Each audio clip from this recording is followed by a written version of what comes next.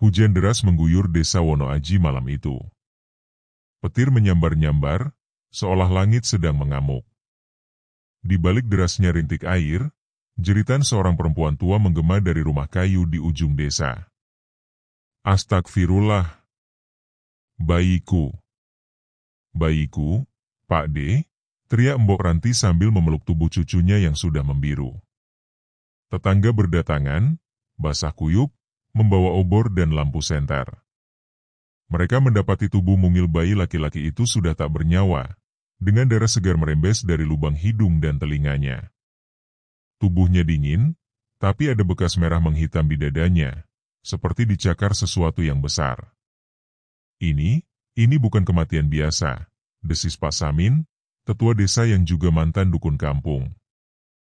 Wajahnya pucat. Apa maksudmu, Min? Tanya Pak RT sambil menyilangkan tangan di dada. Ini jejak kunyang. Seketika itu juga, bisik-bisik menyeruak. Nama, Kunyang, seperti hantu dari masa lalu. Legenda yang selama ini hanya diceritakan di malam-malam mendung. Jin penghisap darah, yang suka menjelma sebagai kabut atau makhluk melayang tak berkepala. Dulu, puluhan tahun silam, Kunyang dikabarkan sempat meneror desa tetangga, sampai akhirnya lenyap setelah seorang kiai tua datang dan membakarnya secara gaib. Tapi malam ini, horor itu seolah hidup kembali. Pagi harinya. Di sebuah rumah kecil beratap rumbia di pinggir desa, Ustadz Hasan sedang mengajar 3 anak mengaji. Suaranya tenang, lantunan ayat suci terdengar lembut meski udara masih dipenuhi hawa dingin sisa hujan malam.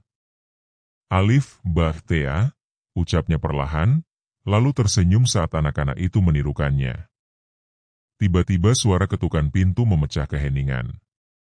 3 pria dewasa berdiri di depan pintu, Pak RT, Pak Samin, dan Pak Gino, seorang petani. Maaf mengganggu, Ustadz. Ada musibah besar, kata Pak RT. Hasan memandang mereka satu persatu. Wajah-wajah itu penuh kekhawatiran dan ketakutan. Apa yang terjadi? Seorang bayi meninggal mendadak tadi malam, tubuhnya menghitam. Dan itu bukan satu-satunya. 2 ekor kambing Pak Gino juga mati. Jantungnya hilang, Ustadz. Ustadz Hasan mengernyit. Hilang? Seperti dihisap. Tak ada bekas darah tercecer. Tapi bau busuk dan amis masih melekat di kandang. Pak Samin menambahkan pelan, aku takut jin Kunyang kembali. Sejenak, suasana hening. Angin berembus, menggoyang dedaunan. Ustadz Hasan menutup mushaf Al-Quran di depannya. Ia berdiri, menatap jauh ke arah perbukitan di utara desa. Aku akan ke rumah Mbok Ranti siang nanti, katanya pelan. Tapi kalian semua, jangan sembarangan keluar malam ini. Terutama anak-anak dan wanita hamil. Siang hari. Langkah kaki Ustadz Hasan menyusuri jalan becek menuju rumah Mbok Ranti. Di punggungnya tersampir tas kulit tua berisi kitab, tasbih, dan air doa. Beberapa warga yang melihatnya hanya menunduk, seperti menggantungkan harapan mereka pada sosok bersarung itu. Di rumah duka, suasana haru menyelimuti. Hasan meminta izin untuk melihat jasad sang bayi. Dengan teliti, ia memeriksa luka-luka di tubuh mungil itu. Tangannya berhenti di dada yang lebam. Bukan luka biasa, gumamnya. Bukan juga dari binatang. Ia mengeluarkan segelas air putih, membacakan ayat-ayat ruqyah, dan memercikkan sedikit ke tubuh sang bayi. Seketika tubuh itu bergetar pelan, lalu terdengar seperti suara erangan. Sangat lirih. Sangat dalam. Seperti berasal dari tempat lain. A'udzu billahi minasy syaitanir rajim. Desis Hasan, merapatkan tasbihnya. Erangan itu perlahan menghilang. Tapi wajah Ustadz Hasan mengeras. Hatinya tak tenang. Malam kedua. Pukul 2 dini hari. Langit gelap tanpa bulan. Sebuah suara seperti desiran angin kencang melintasi pematang sawah. Seekor kambing tiba-tiba mengembik keras, lalu hening. Pak Gino yang berjaga malam melihat sosok samar melayang di atas kandang. Tubuhnya transparan, seperti kabut, tapi ada mata merah menyala di tengah pusaran itu. Kuni kunyang. Pekiknya. Ia berlari ke rumah sambil membunyikan kentongan. Warga berdatangan, tapi makhluk itu sudah lenyap. Yang tersisa hanya tubuh kambing yang kering, seperti kehabisan darah, dan simbol aneh tergurat di tanah, lingkaran dengan tanda silang dan 3 titik di dalamnya. Keesokan paginya, di langgar kecil milik Ustadz Hasan, warga berkumpul. Apa benar ini kerjaan jin kunyang? Tanya Pak RT. Dan kalau iya, kenapa kembali sekarang? Tambah Bulastri yang terlihat ketakutan. Hasan menatap semua orang. Jin tidak akan datang tanpa sebab. Jin kunyang adalah bangsa ifrit yang dikendalikan. Ia tidak bebas. Seseorang membuka pintu baginya. Pintu? Tanya Pak Samin. Pesugihan? Jawab Hasan datar. Warga riuh. Ketakutan berubah menjadi kemarahan. Siapa yang tega melakukan pesugihan dengan tumbal darah? Hasan mengangkat tangan, menenangkan mereka. Kita tidak bisa asal tuduh. Tapi kita bisa lawan dengan iman, dengan doa, dengan kebersamaan. Pak RT mengangguk. Apa yang harus kami lakukan, Ustadz? Hasan berdiri, matanya menatap ke arah hutan utara. Malam ini, aku akan mulai mencari sumbernya. Tapi kalian semua harus ikut menjaga. Siapkan air doa di tiap rumah. Bacalah Yasin sebelum tidur. Jangan biarkan anak-anak tidur sendiri. Dan jangan pernah tinggalkan rumah sendirian setelah maghrib. Malam kembali menyelimuti desa. Tapi kali ini, semua rumah menyalakan lampu hingga larut malam. Doa-doa dilantunkan dari tiap sudut. Di langgar kecil, Ustadz Hasan duduk bersila, menghadap timur. Di hadapannya, 5 buah lilin menyala, mengelilingi kitab tua yang terbuka di halaman tentang jin ifrit. Dari balik jendela yang terbuka, angin dingin menyusup masuk. Tapi bukan angin biasa. Ada bau amis. Dan suara. Seperti seseorang yang mengunyah tulang di kejauhan. Ustadz Hasan menggenggam tasbihnya. Jika ini perang maka aku tak akan mundur. Malam di Wonoaji terasa lebih sunyi dari biasanya. Angin membawa bisikan tak kasat mata, membuat daun-daun pisang bergesekan seperti rintihan. Di rumah-rumah, para warga menggantungkan harapan pada lampu minyak dan doa-doa yang terlantun pelan. Tapi bahkan terang lampu tak mampu mengusir hawa dingin yang merayap masuk ke sumsum tulang. Ustadz Hasan duduk bersila di langgar kecilnya. Di hadapannya, terbuka kitab kuning peninggalan gurunya, Kiai Mahfudz dari pesantren Gunung Ijo. Jari-jarinya membalik halaman demi halaman sampai tiba pada bab tentang jin azim ifrit penghisap darah. Jin kunyang berasal dari jalur syaitan kelam, dicipta dari api panas yang meliuk, menyerap ruh korban lewat bau darah dan jiwa takut. Hanya bisa masuk lewat undangan manusia yang membuka jalan lewat tumbal. Hasan menghela napas panjang. Jadi benar ada yang memanggilnya. Pukul 3 dini hari, Hasan keluar rumah, membawa tongkat kayu warisan sang guru yang ujungnya dibalut benang kuning dan ukiran kecil lafaz Allah. Ia berjalan menyusuri pinggiran desa, menuju arah kandang Pak Gino tempat kambing mati malam sebelumnya. Langkahnya terhenti. Di tanah becek itu, bekas lingkaran dan simbol aneh masih samar terlihat. Ia berjongkok, menyentuhkan jari ke tanah.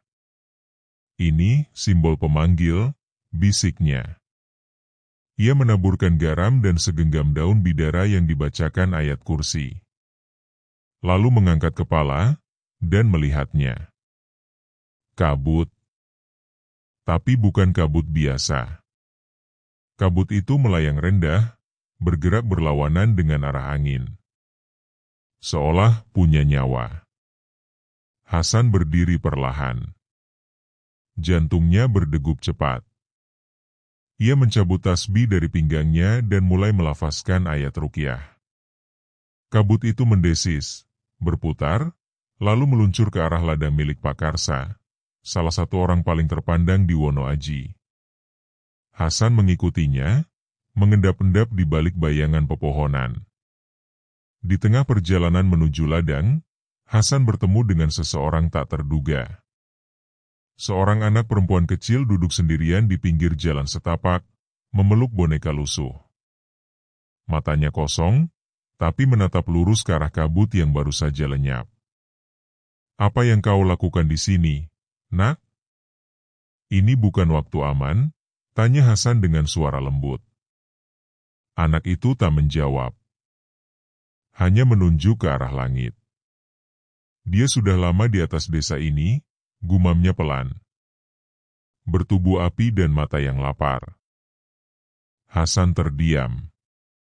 "Kamu bisa melihatnya?" Gadis itu mengangguk. "Ibuku selalu bilang aku gila. Tapi aku tahu mereka ada. Mereka suka darah dan orang yang menangis." "Apa kamu tahu siapa yang memanggilnya?" Anak itu memeluk lututnya. "Orang tua yang selalu pakai cincin perak, dia bicara sendiri di ladang. Kadang malam, kadang subuh." Hasan menelan ludah.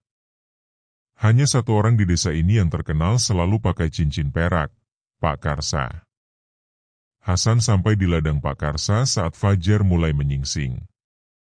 Di antara tanaman singkong yang masih basah oleh embun, ada bagian tanah yang hangus. Bekas api. Di tengah-tengahnya, ada gundukan batu melingkar dengan sesajen, bunga kenanga, sisa darah ayam, dan sepotong kain kafan yang terbakar sebagian. Hasan gemetar. Ini bukan hanya pesugihan biasa, ini pesugihan dengan tumbal hidup. Ia menuangkan air doa ke tanah itu. Begitu air menyentuh sesajen, muncul kepulan asap hitam, dan terdengar jeritan kecil, seperti suara anak bayi. Hasan cepat-cepat membaca surah Al-Baqarah, dan asap itu memudar. Tapi sebelum pergi, ia melihat sesuatu di tanah, sebuah potongan kuku, besar dan hitam legam. Bukan kuku manusia. Jin itu sudah mengambil bentuk fisik. Malam harinya, di rumah Pak Sardi, seorang petani miskin, anaknya yang berusia 10 tahun mendadak kejang-kejang.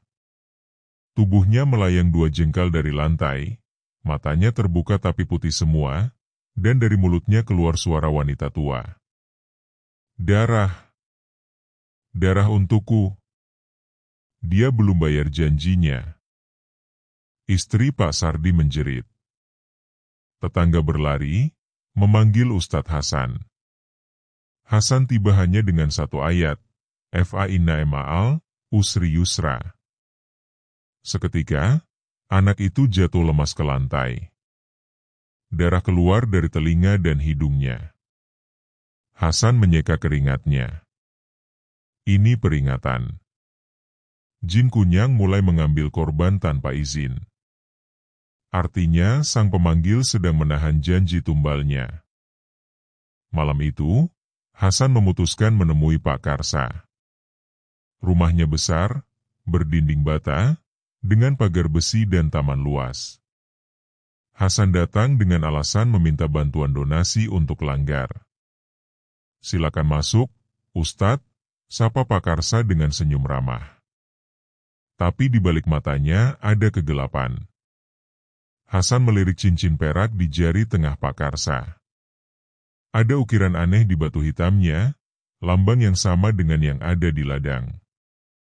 "Kabar angin tak enak belakangan ini, Pak," ucap Hasan sambil menyeruput teh. Pak Karsa tersenyum tipis. Namanya juga desa suka panik kalau ada musibah. Hasan menatap tajam. Tapi musibah kali ini punya jejak. Pak Karsa tak menjawab. Hanya menatap lurus dengan pandangan dingin. Sejenak, suara angin berhenti. Di luar rumah, semua terasa diam. Bahkan jangkrik pun tak bersuara. Lalu terdengar suara bisikan halus di kepala Hasan. Ustadz pergi sebelum malam menelanmu juga. Hasan berdiri. Terima kasih tehnya, Pak. Tapi saya akan kembali. Bersama doa dan cahaya. Ia pergi tanpa menoleh. Malam itu, Hasan kembali ke langgar. Ia menggelar sajadah, menghadap kiblat, dan membaca surah Al-Mulk, lalu membuka kitabnya lagi. Di halaman terakhir ada satu catatan dari sang guru. Jin Ifrit hanya tunduk pada zikir yang konsisten dan jiwa yang bersih. Jika kau goyah, maka bukan cuma jin, tapi kegelapan itu sendiri akan merasukimu. Di luar langgar, angin membawa bisikan. Darah, darah, darah. Dan dari kejauhan, lampu satu rumah mendadak padam. Disusul jeritan. Hujan kembali turun saat malam menggulung desa Wonoaji. Tapi malam ini berbeda. Langit seolah memberat, menyimpan amarah. Petir sesekali menyambar, dan dari balik rintik hujan suara lirih tangisan terdengar. Bukan dari manusia, tapi dari sesuatu yang haus, lapar, dan dendam. Di dalam langgar kecil yang hanya diterangi lampu minyak, Ustadz Hasan duduk memejamkan mata. Keringat membasahi pelipisnya meski udara dingin. Di hadapannya, segumpal tanah dari ladang Pak Karsa diletakkan di atas kain putih, dikelilingi 7 lembar daun bidara dan 1 batu hitam kecil, potongan dari cincin kunyang. Hasan membaca zikir pelan, lalu membakar kemenyan putih. Asap mengalir ke atas, membentuk pusaran samar. Tiba-tiba, sebuah bayangan hitam muncul di balik asap. Siapa kau yang berani menyentuh tanah darahku? Desi suara dalam bahasa gaib, berat dan dingin. Dengan izin Allah, aku hanya hamba yang menjaga, balas Hasan, menggenggam tasbih. Bayangan itu mengerang. Dia belum memberi tumbal. Aku ambil yang lain. Asalmu dari ladang, dari cincin. Kau jin terikat perjanjian. Hasan menunduk, membaca surah Al-Hasyr ayat terakhir. Bayangan itu menjerit dan menghilang. Tapi tidak sepenuhnya. Ia meninggalkan satu bisikan di udara. Sebelum bulan gelap, darahmu jadi gantinya. Pagi harinya, Hasan menemui Pak Samin secara diam-diam. Mereka duduk di warung tua dekat kebun pisang. Aku tahu kau mantan dukun, Min, kata Hasan pelan. Dan kau tahu lebih banyak dari warga biasa. Pak Samin menatap gelas kopi di tangannya. Apa yang kau ingin tahu, Ustadz? Siapa yang membuka gerbang jin kunyang? Pak Samin terdiam lama, lalu berbisik, dulu waktu krisis, Pak Karsa hampir bangkrut. Ladangnya gagal panen 2 kali. Tapi setahun terakhir dia kaya mendadak. Truk datang tiap minggu. Lahan makin luas. Tapi setiap kali purnama, selalu ada kambing atau bayi yang mati. Hasan mengangguk. Semua cocok. Tapi ia butuh bukti lebih kuat. Malam itu, Hasan mengajak 2 pemuda desa, Zaki dan Fahri, untuk mengawasi ladang Pak Karsa. Mereka bersembunyi di balik semak, membawa kamera dan senter. Pukul 1.30 dini hari, cahaya redup muncul dari tengah ladang. 3 orang berjubah hitam tampak duduk melingkar. Di tengah mereka, seekor ayam hitam dikurung di dalam guci tanah liat. Salah satu pria, Pak Karsa, membuka cincin peraknya dan menekankannya ke tanah. Dengan ini, aku serahkan darah, ambil kekayaan, katanya dalam bahasa yang terdengar berat dan bergema. Ayam itu mendadak meledak menjadi kabut hitam. Lalu muncul wajah mengerikan. Makhluk dengan mata merah, rahang panjang, dan lidah menjulur ke bawah, jin kunyang dalam bentuk aslinya. Fahri menggigil. Ya Allah, itu bukan manusia. Hasan merapal doa perlindungan, lalu diam-diam menyiramkan air ruqyah dari botol kecil ke tanah.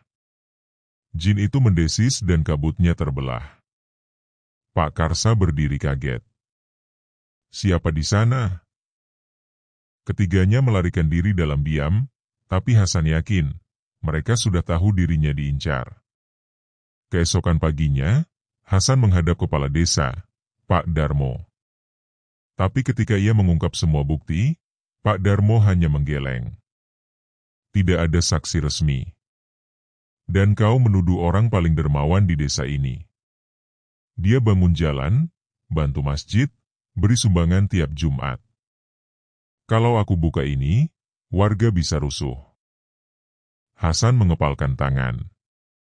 Tapi nyawa anak-anak dipertaruhkan. Jin kunyang tidak akan berhenti. Apalagi bila sang pemanggil terlambat bayar tumbal. Pak Darmo memandangi Hasan, ragu-ragu. Apa yang kau rencanakan? Hasan berdiri. Aku akan adakan ruqyah akbar. Di balai desa. Dan kalau benar jin itu datang, maka saat itulah semuanya akan terbongkar. Malam sebelum ruqyah, sebuah kejadian mengejutkan mengguncang desa. Ibu Nur, janda miskin dengan anak 3, ditemukan tewas di ladangnya. Tubuhnya kering seperti pohon tua. Dari mulutnya mengalir darah hitam, dan tangan kirinya mencengkram tanah dengan simbol kunyang tergurat jelas. Anaknya, Siti, bersembunyi di bawah tempat tidur dan melihat sosok terbang, melayang tanpa kepala, dengan rambut menjuntai ke bawah dan suara napas seperti babi yang kelaparan. Tangisan Siti membuat seluruh warga gemetar ketakutan. Mereka mulai berkumpul di rumah-rumah, membaca doa dengan suara keras. Tapi ketakutan berubah jadi kepanikan. Kalau kita diam, kita semua bisa jadi tumbal berikutnya, teriak salah satu warga. Pak RT akhirnya mengizinkan ruqyah akbar. Besok malam. Di balai desa. Kita lawan. Ustadz Hasan malam itu duduk sendirian di langgar. Kitabnya terbuka, tapi pikirannya menembus kabut malam. Angin berhembus, membawa bau darah dan bunga kenanga. Ia menatap langit. Bulan tinggal separuh. Artinya, gerbang jin akan terbuka penuh saat bulan gelap 3 hari lagi. Hasan berdiri, menyarungkan tongkat kayu warisannya. Kalau aku harus jadi tumbal agar warga selamat, maka biarlah aku yang berdiri di depan. Dari kejauhan, suara langkah kaki terdengar. Tapi tak ada yang datang. Hanya bayangan yang menempel di tembok. Besar, mengerikan, dan mengintai. Balai Desa Wonoaji malam itu berubah menjadi benteng doa. Karpet digelar. Air wudhu disiapkan. Setiap warga membawa Al-Quran, sajadah, dan keyakinan yang mulai rapuh karena teror yang terus menelan korban. Di barisan depan, Ustadz Hasan berdiri dengan sorban putih dan tongkat kayu di tangan. Wajahnya pucat, tapi matanya menyala. Di belakangnya, para pemuda berdiri menjaga jalur masuk, membawa garam, daun bidara, dan air ruqyah dalam botol-botol kaca. Jam menunjukkan pukul 22. Malam baru saja dimulai. Angin mendesis saat lantunan surah Yasin mulai menggema dari pengeras suara balai desa. Warga mengikuti dengan suara pelan, gemetar, namun penuh harap. Hasan memimpin bacaan dengan suara berat. Yasin wal Qur'anil Hakim. Di luar gedung, kabut mulai turun. Tapi bukan kabut alami. Ini kabut yang menggumpal seperti asap terbakar, bergerak dengan arah berlawanan dari angin. Langit mulai berubah. Awan menggulung pelan, menutupi cahaya bulan terakhir. Hasan menghentikan bacaan, lalu berdiri tegak. Gerbangnya telah terbuka, bisiknya. Tiba-tiba, suara derit besi terdengar dari atas atap. Lalu, sesuatu merobek genteng balai desa. Dari langit turun makhluk mengerikan, tingginya 2 meter, bertubuh kurus dengan kulit seperti arang, matanya merah menyala, dan gigi runcing berlumur darah. Rambutnya panjang menjuntai ke lantai, dan perutnya menggantung seperti usus yang terurai.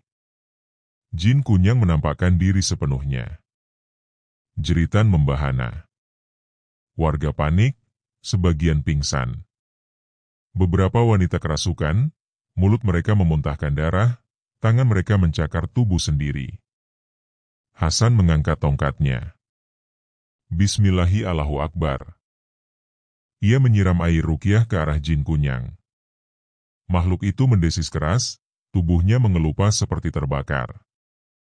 Tapi belum tumbang. Dari kerumunan, Pak Karsa berdiri. Matanya merah. Mulutnya bergetar. "Jangan ganggu perjanjianku," teriaknya. Warga menatap kaget. Hasan tahu, inilah saatnya kebenaran terbuka. Pak Karsa melangkah ke depan. Cincin peraknya bergetar, lalu meledak kecil. Dari tangannya keluar asap hitam yang melilit tubuhnya. Wajahnya berubah pucat, matanya kosong. Dia janjikan kekayaan, "Aku hanya ingin tanah ini subur," katanya seperti kerasukan. Jin kunyang melayang ke arah Pak Karsa, mengelilinginya seperti induk memeluk anak. Hasan tahu, jika tak dihentikan malam ini, jin itu akan menyatu secara penuh dengan tubuh manusia dan menjadi abadi di alam manusia. Hasan membacakan surah Al-Baqarah ayat 255 dengan suara lantang. Allahu la ilaha illahu. Jin kunyang menjerit, lalu menghantam Hasan dengan pusaran angin hitam. Tubuh Hasan terlempar ke belakang, menghantam tiang kayu. Tapi ia bangkit. Berdarah. Tapi matanya tak gentar. "Aku pernah diajarkan bahwa cahaya tak akan kalah oleh gelap," teriaknya. Ia membuka tongkat kayunya. Di dalamnya terdapat jimat kecil bertuliskan Nur Muhammad. Ia genggam benda itu dan meneriakkan, "Dengan nama Allah yang Maha Perkasa." Ledakan cahaya memancar dari jimat itu. Jin kunyang berteriak, tubuhnya retak seperti kaca. Pak Karsa pingsan seketika. Tapi sebelum menghilang, jin itu melesat ke arah seorang anak kecil, Siti, anak dari Ibu Nur. Ia hendak menjadikan tubuh anak itu sebagai inang baru. Siti berdiri mematung, seolah terhisap oleh kekuatan gelap itu. Warga tak sempat menolong. Segalanya terlalu cepat. Hasan menggertakkan gigi, lalu melempar tasbihnya ke arah jin kunyang. Tasbih itu berubah seperti rantai cahaya yang membelit tubuh makhluk tersebut. Tapi makhluk itu masih menarik Siti. Hasan tahu, satu-satunya cara menyelamatkan gadis kecil itu adalah menawarkan dirinya sebagai tumbal pengganti. "Aku gantinya," ujar Hasan, langkahnya mantap, penuh tekad. Jin kunyang mendesis, lalu berbalik menatap Hasan. Ia melesat, melilit tubuh sang ustadz dan menyerap energi hidupnya. Tapi Hasan berseru, "La ilaha illallah, Muhammadur Rasulullah." Tubuhnya memancar cahaya. Jin kunyang menjerit lebih keras, terbakar oleh kalimat tauhid. Ledakan cahaya memenuhi balai desa. Saat cahaya mereda, jin kunyang lenyap tak bersisa. Pak Karsa tergeletak, tak sadarkan diri. Warga menangis. Sebagian bersujud syukur. Tapi Ustadz Hasan, ia roboh di tengah balai desa. Nafasnya berat, tubuhnya penuh luka dan lebam. Siti memeluknya sambil menangis. "Ustadz, jangan tinggalkan kami." Hasan membuka mata sedikit, tersenyum. "Aku hanya ustadz kecil, tapi Allah yang besar. Matanya tertutup. Nafasnya melemah. Tapi hatinya tenang. Di langit, awan sirna. Bintang-bintang kembali bersinar. Langit pagi di Wono Aji tampak berbeda. Bukan hanya karena matahari akhirnya muncul setelah malam-malam kelam, tapi juga karena bau kematian yang menguar selama ini perlahan memudar. Di balai desa, warga masih berkumpul. Beberapa duduk menangis, sebagian memeluk keluarga mereka, dan sisanya hanya terdiam, terpaku oleh kenyataan bahwa malam itu benar-benar menjadi medan perang antara cahaya dan kegelapan. Di tengah-tengah mereka, Ustadz Hasan terbaring lemah. Tubuhnya berlumur luka, darah mengering di beberapa bagian. Namun wajahnya tetap tenang, damai, seperti orang yang baru saja meletakkan seluruh beban dunia dari pundaknya. Siti, anak kecil yang nyaris dijadikan inang oleh jin kunyang, duduk di sampingnya memegang tangan sang ustadz erat-erat. Air matanya belum berhenti mengalir. "Ustadz, tolong jangan tidur lama," bisiknya lirih. Menjelang pukul 9 pagi, dokter puskesmas desa tiba. Ia memeriksa denyut nadi Hasan dan langsung meminta warga membawa Ustadz ke klinik darurat. Dengan tandu seadanya, tubuh sang Ustadz dibawa melewati gang desa yang kini terasa lebih terang. Warga berdiri di sepanjang jalan, menundukkan kepala. Beberapa mengucap selawat, dan lainnya hanya terisak. Di klinik, Hasan dirawat intensif. Luka-lukanya dalam, sebagian akibat serangan gaib yang tidak bisa dijelaskan secara medis. Tapi satu hal yang pasti, dia hidup. 1 minggu kemudian, Hasan membuka mata di ranjang. Cahaya matahari menembus jendela, dan suara adzan zuhur terdengar dari kejauhan. Di sampingnya, Pak Samin duduk dengan wajah lega. Ustadz jin itu sudah hilang. Tak ada lagi kematian aneh. Tak ada lagi suara malam. Kau menang. Hasan tersenyum lemah. Bukan aku yang menang, Min, tapi iman kita semua. Pak Karsa, setelah kejadian malam itu, mengalami koma selama 3 hari. Saat sadar, ia menangis histeris, lalu memohon ampunan di hadapan seluruh warga desa. Ia mengakui segalanya, bahwa ia memang melakukan pesugihan karena takut ladangnya bangkrut dan keluarganya jatuh miskin. "Aku buta karena tamak," katanya dengan suara serak. "Setan datang menawarkan emas dan kemewahan, tapi aku tak tahu harga yang sebenarnya." Kepala desa dan para tokoh masyarakat sepakat, Pak Karsa tidak dipenjara, tapi diwajibkan membersihkan masjid, membantu warga miskin, dan hidup sederhana selama sisa hidupnya. Ia menerima dengan ikhlas. Pasca kejadian itu, Wono Aji berubah. Langgar Ustadz Hasan tak pernah sepi. Anak-anak mengaji dengan semangat. Warga tak lagi hanya mendengar ayat suci, tapi mulai mengamalkannya dalam hidup. Mereka rutin membuat pengajian malam Jumat, dan setiap bulan, Hasan mengadakan ruqyah massal bukan karena takut, tapi untuk memperkuat hati dan rumah dari godaan syaitan.